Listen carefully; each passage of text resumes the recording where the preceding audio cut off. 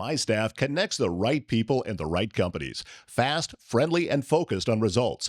From temporary staffing to executive recruitment, the My Staff team knows Nebraska business and delivers a job done right. Are you dreading leadership retirements in the next year or so? Don't scramble. Plan ahead with Brad Jones and My Staff. They've helped dozens of companies find C-suite successors who lead with confidence. Visit mystaff.com to power your next leadership hire. Whatever your hiring need or career move, My Staff is your employment partner for a job done right. Visit mystaff.com or call 402-614-1441.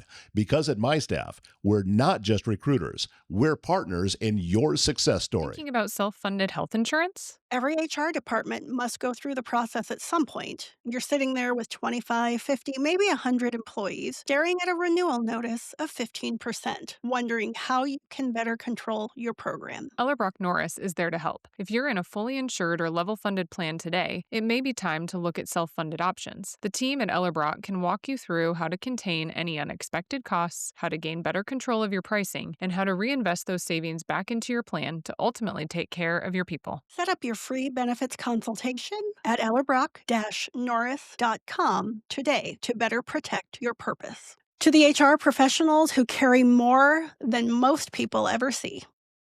To the ones navigating policy, people, and pressure all at once.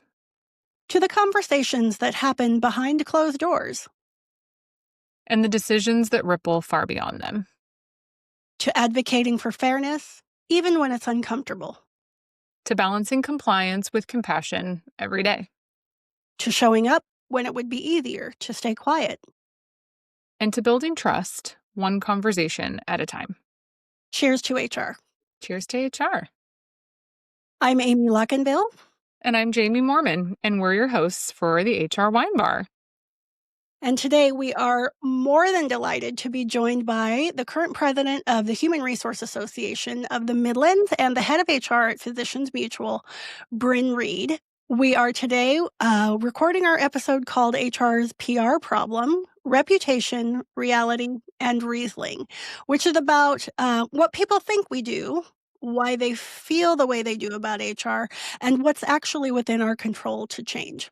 So let's be honest, HR often comes with the face, being the face of decisions that we didn't make, policies we didn't write, the culture we're trying to improve in real time, like building an airplane while it's flying. You can look forward to a thoughtful, candid look at how we got here, the role leadership played in shaping perception, and the tools that HR can use to shift the narrative without getting defensive, which I'll admit is a problem that I suffer from on occasion. This episode is about owning what's ours and letting go of what's not and communicating in a way that builds trust instead of tension. Yeah, and we're going to have some fun with this. For those of you who've been listening now for several episodes, hopefully you've gotten a bit of a taste, no pun intended, of what we are trying to accomplish with the podcast and kind of the setup of each of our sessions. So we kind of have a new episode structure as we start to welcome some guests like Bryn into our HR Wine Bar episodes. And we're going to always start with what we consider our wine tasting, right? We're going to toast to our topic of the day. We're going to pour a glass and see, swirl, do a sniff test, all the things of our topic and how that's going to impact HR. And then, we'll have hopefully a full tasting flight as we give you resources, tips, best practices from our guests and our hosts as we continue to conclude our episode with a final toast. Thanks for that, Jamie. So here we are. Let's get into it. Bryn Reed, welcome to the HR Wine Bar. The day before Christmas Eve. Absolutely. We're thrilled. Before we get into the topic of the day and HR's PR problem, can you tell us a little bit about you, your background? Maybe tell us about a time where you have had to deal with an HR PR problem that had nothing to do with the real problem at hand. Just give us a little background. Help us get to know you a little bit. I mean, we know you, but let's help our audience get to know you a little bit. Absolutely. Well, first, thank you for having me. I'm so excited to be here and be able to share this with both of you and have this amazing wine conversation. So, I've had the opportunity to be in HR for, we're going to just say 25 plus, and we'll just kind of stop at the plus sign. So, I've had several opportunities and to learn about HR and experience it in very different spaces and cases from very big organizations to very small organizations. And I think HR's perception along the way, our PR problem is in every space. So I knew coming into HR, like my goal was for people not to be afraid of HR. Like we are not just the bad guys and the ones holding up the policies or enforcing the policies, right? We're not the police in regards to the corporate organization, but just really kind of getting to know people and how can we support you and how can we help you, and we're not just that kind of negative perception. So I think really early on that was always my um, intent, and the effort that I put in was getting to know people and making sure I knew their names and know something about them before they met me in my HR office, right? And so I think as an example for having to deal with HR as an HR problem, I have so many. So I think if it's okay, I'm just going to kind of sprinkle them along the conversation. But there are definitely opportunities in every environment where HR can just do better and kind of rebrand ourselves. I love that. And, it's the holidays. So I feel like we're all about the vibes right now. And sometimes the vibe that I've been seeing out on the internet or, recently with just kind of the nature of the climate that we're in from a labor market standpoint, there's been lots of layoffs. HR is definitely at the forefront of those types of conversations. We've seen lots of opinions. Most people probably have an opinion about HR. And so I think this is a good vibe check session for us to your point, really talk about what is that message that HR is sending. And really building those relationships is at the core of it, even though sometimes we have to have those tough conversations, be the bearer of bad news, whatever the case might be that might create a different vibe for some people on maybe a perception of the HR field. Behind that is also a real person, right? And building the relationships that you're talking about so that you can make that better perception or have a better vibe when you do have to go through some of those tougher conversations down the road. Social media is a major push in the conversation around HR's PR problem. So many times I'm a social media scroller, and so many times I see people recording their terminations or just generally commenting on this and that at their workplace. And I'm specifically remembering a recent just probably in the last 2 weeks there was someone that I follow. Her name is Adriel Felice, and she's an attorney, but she's out there in the Instagram sphere doing fashion and those types of things. And she was specifically commenting about the holidays are coming. Ladies, do not bring any baked goods to the office, right? And it wasn't about the baked goods it's just that that's not your job. That's Our unpaid labor, perception. and that's not your job. And she specifically was talking about being in the C-suite with a bunch of men and one other woman, and somebody had a birthday and everybody saying happy birthday, and all these men were sitting around waiting for the ladies to cut the cake and start distributing it. And she was like, I was not getting enough. I was like, good for you. And so one of the things I do when I see these types of uh, posts about, you know, management manipulating scenarios and employees coming out on the short end all the time is I always leave a comment that says, I'm HR and I approve this message. And so that's like an active thing that I do out there on my personal Insta handle, is to say, I'm HR and I approve this message, because what they did is bad HR. And so that's my little, micro PR for the HR sphere, is to put that little message out there. So everybody can steal that. I'm HR and I approve this message. So Absolutely. Yeah.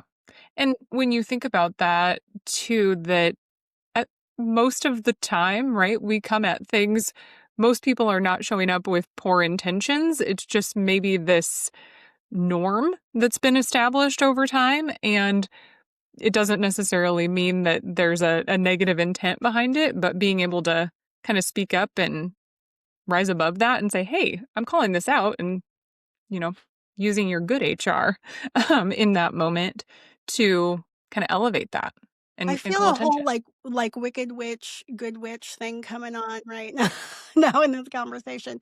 So I'd kind of like to investigate, and Bryn, I'd like your comments on this, but I'd like to investigate kind of the history of how HR has gotten to this PR problem. I mean, I think it's a long-lived problem, um, but part of it is our proximity to power, right? HR is often in spaces where the average employee is not.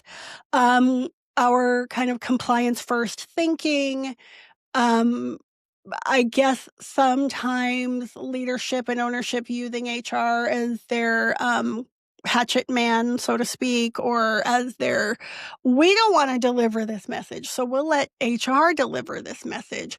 And I think those things kind of reinforce that stereotype. And so I wonder if you have any thoughts about how we got here to this Yeah. PR problem that I'm seeing on social media specifically. So I think it probably came in from a few different ways. If we think about, again, I'm going to go back to that 25 plus, right? And what was there before we came on board into HR was, how are we set up as a department? And I think that that has been the evolution over the last several years, and then by each thing it gets accelerated. So when we first talked about HR, or I learned about HR, it was more of like a personnel, right? And we were paper pushers. We were the administrative person of the organization. We pushed the paper, we did the things. And let's be honest, there's some great people that were in HR that understood, like, why are we pushing the paper? What are we doing? And then there were some people in the space that they just didn't understand the why, and they just did the things. So I think there has to be really an understanding that HR can be practiced in so many different ways. And sometimes, as you guys were alluding, it's done in a really awesome, effective, amazing, HR approved Amy way, right? Or it is practiced in a fashion where it's not HR approved, and we're known as the ones that, drink most of the parties and don't know what we're doing, or we spread rumors and share what's out there. And so I think I skipped a little bit there, but there's a piece of HR that really holds true to, like, who's practicing it. And then as we kind of move from that personnel side, we've done this huge escalation from the people that are around us, from being administrative or having at least the risk component for the organization, and then moving into wanting to have a seat at the table. And then what seat was left besides maybe cutting the cake, right? And that's not why we're there. We're there to support the leadership and the organization and the employees and be that voice. But I think that voice gets a little shifted depending on what we're talking about. And so as as we continue to grow and things change within business, and I think AI has a lot to do with that. COVID wiped us, let's be honest. But it changed how we help people. And I think the messaging, sometimes I know that I take on messaging because I know I'll at least be transparent in what I'm sharing. Not that I own all the responsibility, but it's our role to make sure that we're being good stewards of our practice to share with our employees and to advocate for the organization. And so I feel like I'm maybe still running away from the question that you asked, Amy, but I think there's just an evolution of how did we get to where we are today? And I think it's who's driving the bus, right? And are you are you driving it down the dirt road that you're not supposed to, or are we on the expressway? And are we really supporting our organizations the way that we can? And so PR problems, it's the people that are working our tails off and driving on that expressway and doing all the right things and making sure everybody's safe. Instead, people are focusing on the people doing stuff in the back roads that aren't great, that are on the social media, because let's be honest, they're the ones that look like they're having fun or are doing all the things. So I don't know. I think it depends on who we are and how we practice what we preach. So I love the comparison to driving. I mean, if you think about it, there are some really good professional drivers who know what they're doing on the road, and then others who are, in Nebraska, we don't do driving school in high school anymore. We don't do that, right? So a lot of people are out there with no education on how to driving. And it's the same in every profession, every business. There's going to be bad actors and people who don't know what they're doing and people who are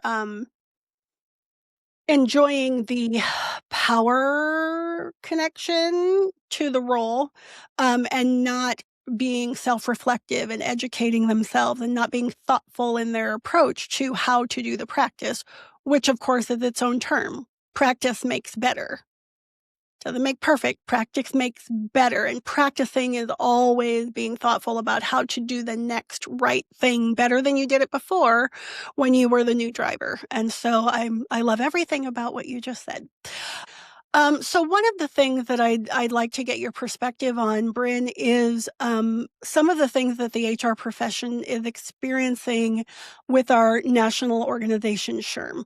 Right now, they have their own PR problem, which is not making it easier for the rest of us boots on the ground with the other PR problem we have with HR's history in organizations. So I know that you wrote a letter to membership talking about who we are and who we are not, and some of that kind of content. I was wondering if you could share with us your thoughts about that piece of our PR problem. absolutely. It's really tough when the space that we find all of our great information, education, connection on a national level is in such a predicament on a kind of legal side. And I was a little bit stunned, if not paused, when I heard that when they went to the court session, that they really did ask to not be referred to as a professional HR. And I think that that's where it was really important for us to show the difference of who we are as a local community and how we rely on each other, because we need other practicing HR people to do the things we do. We can't have these conversations in our with our fellow team members because excuse me, like our other peers, because they don't have privy to the right information that we do. And so having that distinguishment of the difference between SHRM, they're a resource, and we are HR professionals, and this is where our community really lies, was important, and that was really the message that I was looking for. I think one of the things that I heard that did make me chuckle a little bit is, does SHRM have their HR? Like, who's the HR to the HR? And that's super tough. That is not something that I would ever want to do. Like, hands down, nope. Because it's so hard to be that person, right? So I think we still have to recognize that they try to have the resources for us, but really on a local level, we respond on each other. And that's why I really was excited about the podcast, is because it was a talk about like, how did we get here and how do we use our resources and each other to do our jobs better? And so, we're not being coached on our ability to drive, right? By the people that are on the dirt roads driving the, motorcycles. I have to drive this bus. And so not in that was a really bad example, by the way. I'm not driving the bus over anybody, but I was just trying to go into a bigger example of it takes methodical ways to make sure that we're driving appropriately and having the resources that we need to support our leadership and our team. And so it was just finding that the distinguishing factor between local and SHRM. So Mhm. That's a great distinction. I second everything that you you said about being disheartened. As much as I understand the legal reasoning behind the ask to not be, outed in court as, the expert on all things HR, it was also kind of a harpoon to the heart there for a minute. So Bryn, one of the things that we do in HR Wine Bar, we have taken a look at our wine, we've swirled it around a little bit and shaken it up, and now we want to do a little bit of a sniff test. So our sniff test is where we propose certain HR scenarios and wrestle with our approach to them. So I'm going to give you a situation, and then we're going to chat about just chat and see what we think about it. So here's a scenario for you. And since we've said the word police already, so this scenario is about being the policy police. Here's the situation. HR enforces the policy consistently, but employees complain that HR is rigid and bureaucratic and out of touch. And HR is taking a hit because consistency without context feels punitive, and sometimes employees don't understand why the policy exists. So, what are your thoughts on scenarios like this? Where does flexibility live inside of consistency, right? This is HR. We're always walking the edge of the sword between transparency and accessibility and discretion and confidentiality. And here we're going between flexibility and consistency. What are your thoughts about that PR problem? So I think my concern is with that is it depends on how we write our policies, right? It kind of goes back to the culture of our organizations, and how we write our policies is how we enforce them. And so ensuring, like, if we're writing a policy and it is that strict, then we have to be able to at least give the reason as to why. I always give the example of I can tell people, like, don't touch, but some people need to know, like, don't touch that because it's hot and it's going to burn you. I think the more on the clarity side is helpful. But as an HR person, we have to know what organization we're going into and what policies have flexibility to be a little bit more, I guess, fruitful in the information that we provide, and have just be able to have the flexibility, because there are some policies that you just can't. If you're in a manufacturing world or in a hospital, like, there are policies like it's just don't touch. That's it. Like, that's all we got. And so I think it's how we do the rest of HR. It's not just on this one policy side, but I think there's also different levels of policies where we can. I know I was listening to one of your podcasts, and we talked about, like, kind of the levels of sweetness um, to how our policies are written. This is one of those. Is we have to know which ones we have to enforce for consistency. And legal is always a fun one to just shove right in there. We need for the consistency side of that. So, Yeah. And what I'm hearing you say from kind of the top of our episode today to now is that relationship piece that you kind of brought to the forefront right away that can help when you're rolling out a policy. And then there's this PR perception, right, of whatever that is. But you've mentioned several times that ability to get to know the organization, right? How are people actually moving, working? How are they interacting within the organization that this policy will impact? What are the factors there? And you're taking that feedback maybe and using that to say, yeah, this can't change. There's a regulation here. There's a safety concern. There's a liability. There's a something, right? where we have to be more rigid versus, okay, yeah, that makes more sense now that you're explaining this to me. Maybe we do have the opportunity to keep this a little more fluid over time and revisit and adapt a policy based on how people are using it within the organization. So I think that relationship piece that you talked about also makes a big difference when you're having to provide the why behind sometimes those policies that might be less sweet. We don't have a lot of flexibility. Well, and I think the why is so important. I'm learning now as I'm in a new organization, I ask the why all the time, even when the why seems very you should know this answer. I ask the question anyway because I know what the why is as an HR person, right? But I don't know what the why is for where I'm working or who I'm supporting, and their why can be very different. And so, I think if we're kind of going back to that reality check of some policies just have to be that strict. And that's part of the job. You have to be okay with that and be confident in that in an HR professional of like some of them are just that's our job. Absolutely. Love that. We have another scenario, I believe, that we would love to run past you and get your perspective on, Bryn. You're not out of the hot seat quite yet.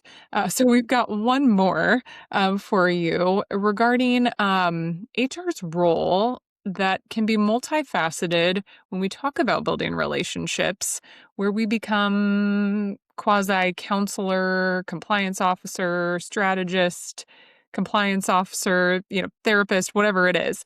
And sometimes those things often can happen simultaneously, and the boundaries can be hard to set, right? Things might get a little bit more gray, blur. We want to help, but where does that line kind of have to be because we are in a specific seat, right? We're in this HR seat and this is an employee, and there's lots of things that can get blurry and messy in there.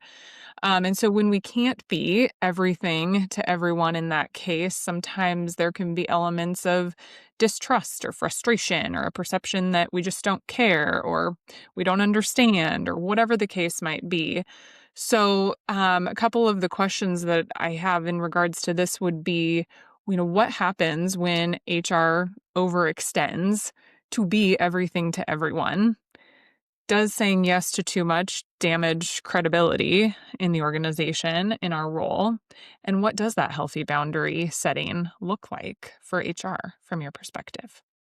So I think the answer to that is yes, yes, and yes, to get them all covered very quickly. But the I think that's the biggest piece for HR is we burn out fast and we burn out because if we're on the flight, like we've heard this in COVID really often of you have to put your mask on first. And that is the last thing that HR professionals do, is we put our mask on first so then we can help the rest. And really our goal is to support the organization, to support the employees. We want to be anything and everything for everyone and do all the things because we sit in this really awesome seat where we have access to so many opportunities within the organization to support employees. And so why not use it?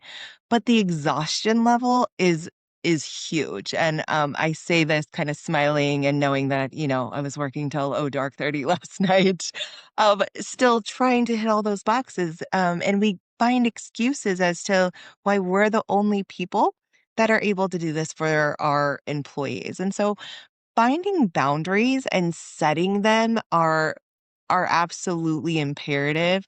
And then it's also doing things really well. And so as we take on more things, I always use this example of a plate, right? And now that we're in the holiday season, super helpful, right? Like we're not eating it all extra, not even a little bit. But I describe it to my employees and to my direct reports of you have a plate and you could be starving at the beginning of the line because we haven't eaten all day, right? And we're going through the buffet line and we put all of this stuff on your plate and you're like, haha, this is amazing. I can't wait to eat. And then by the end of the line, like there are other people and they start putting stuff on your plate too. And so then you have to consume what they gave you as well. And you go back and you sit down and you look at your table and go, oh my gosh, how am I ever going to eat this and drink my wine too? And so that it's one of those, how do we shift? And so my concern and the way that I work with my employees is we have to figure out what's falling off the plate, like what has to get done. And we have to figure out before we have to shift and move everything and drop the ball and have that perception that people see is they didn't see everything else that we were already committed to, that we already put on our plate, and then the 20 other people that put something there too, that then we come off as incompetent. We come off as flighty. We like pick a flight, right? However that looks, or we look like it's not important when we think absolutely everything is on the plate that is important. And it's so overwhelming. And if we don't have the support, the team, the information, we're waiting on other people because we have to use their information to make decisions. It from the outside, it can look really absolutely terrible. So finding boundaries, which we're going to go ahead and admit, I have not figured out yet, not a clue. Um, so if anybody has advice, if you could just like Same. ring a friend and let me know, beautiful. But no, it's figuring out what those amazing things are so that we can be that resource so that when they are coming to us and have a problem, like you are absolutely important. You come to our HR, like we want to be that supportive person. And so, but we know that we come off looking like we're not helpful at all, or that it doesn't seem like we're being engaging with you. And when really that's all we want to do. And that's why we're here. That's why we still sit in these roles 20 plus years into it, drinking our wine at night and eating ice cream, finishing our emails that Right. maybe That kind of don't make sense, but Ben it's and okay. Jerry's all the way. Yes, got to have that for Right. sure. Cookie dough. Well, and Oh, I love that response because the other piece I hear in there, and Amy, you love because we've talked about this on several podcasts, but the better trained the people are around you to understand the whys of the policies, right? The things that they can also take off of your plate a little bit as well before it gets to your plate, right? If there's things that they can be empowered to also do based on the relationship you've built with them, right? And understanding here's why we're doing this. Want to make sure you're clear on this for the people that you support on your team, and I'm here to support you and navigating through the nuances of that. But the more that you can kind of have that cascading approach through your organization, and what I'm hearing you say, it's all those relationships that you're building early on and the way you're explaining the why that you have to do something and getting that out to your teams, whether that's your management and they're maybe helping be empowered to enforce those things or to navigate some of that before it has to get to HR, or staff understanding here's why we're doing this, and we're also open to your feedback on that, so that we're all going in the same direction and not pulling against each other, so our perception is maybe aligned. It's amazing how much of HR really is about perception, too. And on that note, we're going to take just a brief pause. Remember that our sponsors are the reason that we are able to bring HR Wine Bar to you. And I know it's tempting to fast forward through that, but please, I'm asking you, just let it breathe while we take a pause, and we will be right back. My Staff connects the right people and the right companies, fast, friendly, and focused on results. From temporary staffing to executive recruitment, the My Staff team knows Nebraska business and delivers a job done right.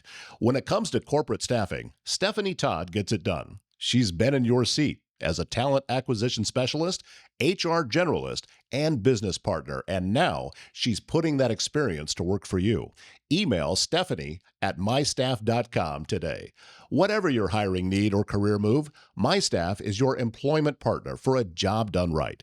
Visit mystaff.com or call 402-614-1441.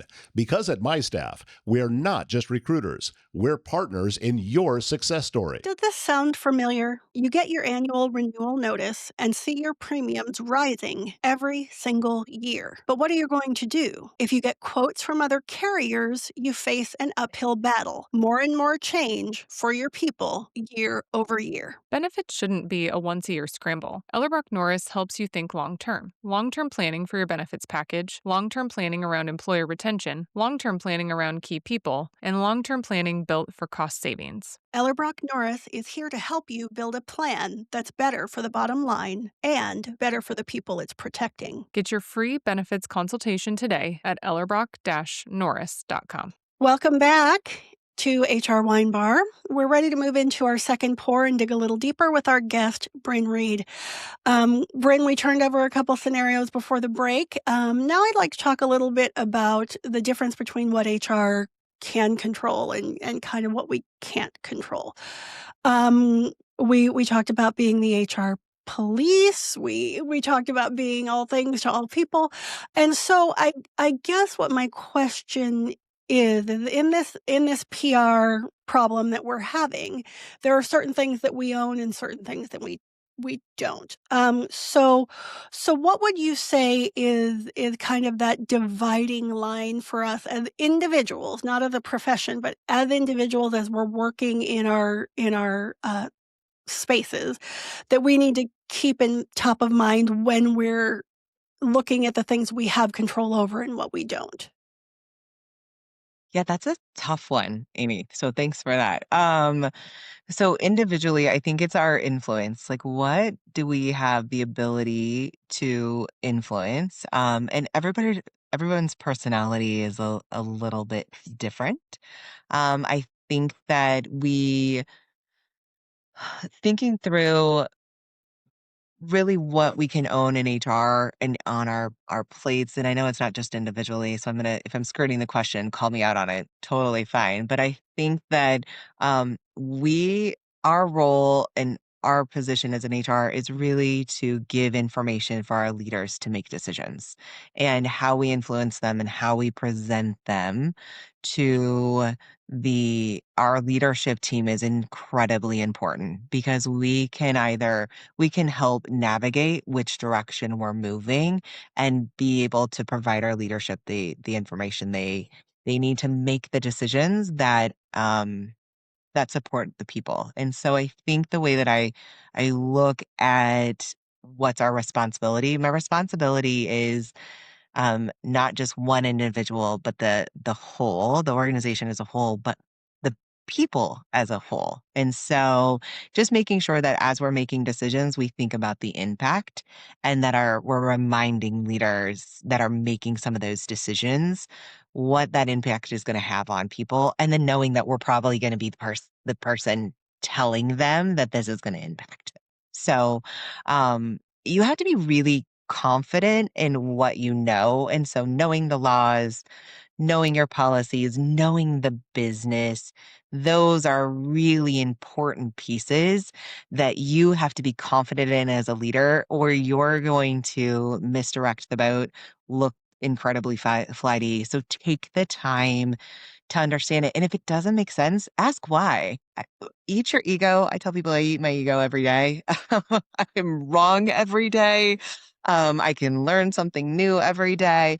And so just as be confident, and maybe it's because I've kind of hit that age where I just don't care anymore, right? So it could be because it's that 25 and that plus that's in there, right? But it's being confident that I can be wrong, and I'm going to share this with people. And so that's the piece of be confident in what you know. And if you don't know it, ask more questions. That is terrific. And I really like the perspective that what's ours is the influence that we carry with our leadership, and that our primary role is to provide them with information, right? That's probably not something that most HR people lead with. Well, my job is to manage the HRIS system or to make sure payroll gets. No, we're here to provide information and make sure the rest of the administrative function keeps moving. But that is a terrific framing on that. I wonder if you can, as we're talking about providing the information to leaders and ownership, if you can maybe give us some advice on how to coach those folks to own the decisions that they make rather than putting them back on HR, which is part of our PR problem, right? We get tasked with doing things that they really just don't want to do because we're better at it. We're the adultier adult in the room. Yeah, I'll be honest, I am a pretty loud human and I kind of laugh. I'm gonna give a shout out. I did my Gallup top 5 again most Question. recently, and I know they were like, keep it, like normally it doesn't change. I've had so many life changes that it's changed several times. And self-assurance and confidence were in the top 5. Again, I think it's my age, right? Where I try to ensure that my job is to give my leaders the information they need so they can make the decision, and I don't allow them to give it back to me unless it's mine to own. And then I'm asking for permission to make the decision of this is what we have, this is why, here's where it is. Like we're setting the stage. And so I think on each piece, right, that we take to leadership, we have to know where do we stand and know the business so we know where we stand. You had talked about in an earlier podcast, we changed all of our paid leave laws here in Nebraska because we changed. And so it's not so much on letting leadership make so many decisions, but us coming to the table and saying, these are the things we have to do. This is my suggestion. This is why. Here's the impact. This is where the people is, and I can own this. Are you good? And so it's just taking each space and giving your leaders the answer. I think I had one CEO tell me, not I think, I know I had one CEO tell me, I don't care about the process piece. I don't care that you need an HRIS system, what it takes to keep it up to date. I just need the information that you pull out of it. So go figure that out and then bring me the information. And that was kind of pivotal. I went, oh, all right. Well, no, I need help and time and money to do all those fun things, but really all you care about is the results. And so that's all we're going to talk about is here's the results. And hey, FYI, just know that it's going to take me a hot second over here to get this done. And I need some people to help me get it so we can get you your answer. And so I think it's that frame of this is what my answer is. Did I answer your Awesome. question? You did. You absolutely did. I think I will let Jamie take us into our wine flight. Well, perfect. Love to wrap up with a good wine flight. And as we kind of talked earlier in our episode today, we like to end with kind of giving you a taste of a few different ways and best practices, things you might want to take away from what Bryn shared with us today based on our topic. And when we think about communicating, policies, we think about communicating decisions, we think about just communicating within our organization in general, right? Because we know that if we don't communicate, assumptions are likely going to get made and they may not be the narrative that we want it to be or is actually accurate at all. So getting ahead of that is really important in that PR problem that we're talking about today too.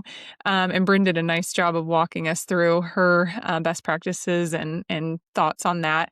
And when we look at our wine flight this afternoon, we've got kind of a spectrum from silent HR to reactive HR to proactive HR. So when you think about your own organization right now, you think about maybe where you're sitting and maybe some of the things we talked about today, right? Maybe what is your current seat at the table? How is your organization perceiving HR? Are there opportunities for you to elevate your seat too. If you're saying right now, I feel like we're pretty silent when we update a policy, but that's not how I want us to be. And I think we have opportunity to grow there. Maybe that's something you can take away today and take back to your leadership team, and say, hey, I learned something on the HR wine bar of all places that I think you should take a listen to and understand why this might be important. So the silent HR being that we're just rolling things out. We're giving out the new handbook. People are signing off. They may or may not know what's in there. And we're not really bringing it back up until they show up in our office and we're like, oh, you violated this policy. And they're like, what policy and why is that in effect, right? So the silent HR piece may be too far one way. Reactive HR, we've got the policies there, they exist, the communication's there, but maybe it's after the fact and it's still allowing a lot of room for maybe additional narrative or assumptions or things, perceptions to be created, versus our proactive HR, which is what Bryn shed a lot of light on today, what we've been talking about in our previous sessions as well, of helping our employees understand the why. And a lot of that comes from understanding our organizations first and foremost, being aligned with our leadership teams, kind of aligning who is HR in this particular decision or initiative or policy or process, or, to Amy's point, the influence that we have to have in some of that versus authority, because this is a legal situation and we've got to have a different perspective. So being as proactive as we can in explaining those things to our employees, building those relationships, and helping them understand why it matters and that we're listening and we're seeing things and we're changing as our organization changes too. So that's what I got for you in the wine flight. That's a really good point, because I can kind of go back in my history and go, oh yeah, we were pretty quiet about that thing that maybe we should have been a little bit more communicative on, because it was a surprise to some folks. At the same time, I have had very proactive communications with employees, specifically, Bryn, since you brought it up, the paid sick leave laws here in Nebraska. Last year during our annual performance meetings, we talked with every single employee in those meetings, and I still had people come to me and ask me when they were getting their extra hours. Nope, our policy is already in compliance. So there is something to be said for, being proactive, and you're still going to have folks coming back to you. Bryn, do you have any comments on the silent versus reactive versus proactive?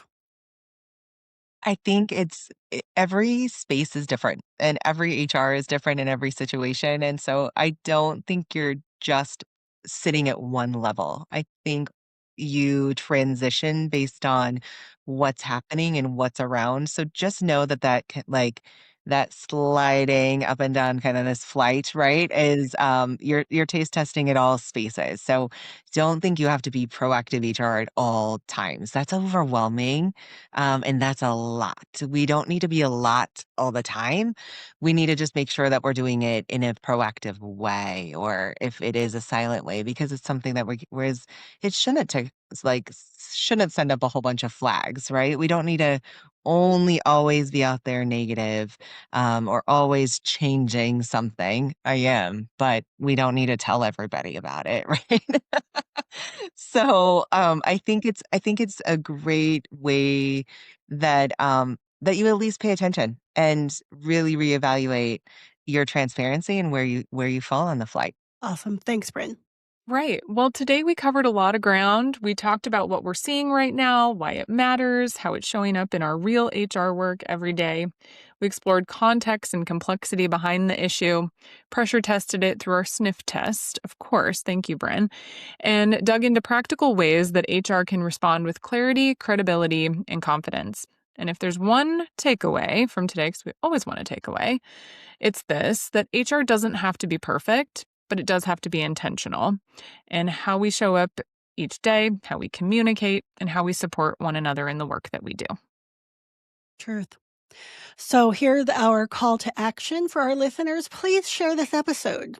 Comment with language that's worked for you. Engage with our HR Wine Bar social platforms, and just reach out to us so that we know that you're out there. We want to give a special thank you to Bryn Reed, President of the Human Resource Association of the Midlands and Head of HR at Physicians Mutual. To the work that has asked more of us than we expected. And the lessons that made us better because of it. To clarity where there was confusion. And connection where there was isolation. Cheers to HR. When you're managing an HR department, you're often the bearer of bad news. Rising costs, employee turnover, cultural complaints, key people not feeling appreciated, compliance concerns, and so much more. It's time to change the conversation. It's time to deliver real results to your leadership team. It's time to think more broadly. It's time you meet with Ellerbrock Norris. Ellerbrock Norris will help you think differently about the benefits world and be your advocate to broader risk management across your organization. After one meeting, your team will walk away knowing how one or two small changes can create amazing ripple effects across your entire company. Set up your free risk consultation today at ellerbrock-norris.com. My Staff connects the right people and the right companies, fast, friendly, and focused on results. From temporary staffing to executive recruitment, the My Staff team knows Nebraska business and delivers a job done right. From Norfolk to Scottsbluff, Steph Miller knows Nebraska recruiting. With more than 20 years of experience, she connects talented professionals with the companies that need them most. For your next key hire, call Steph at 402-614-1441. Whatever your hiring need or career move, My Staff is your employment partner for a job done right. Visit mystaff.com or call 402-614-1441. Because at My Staff, we're not just recruiters, we're partners in your success story.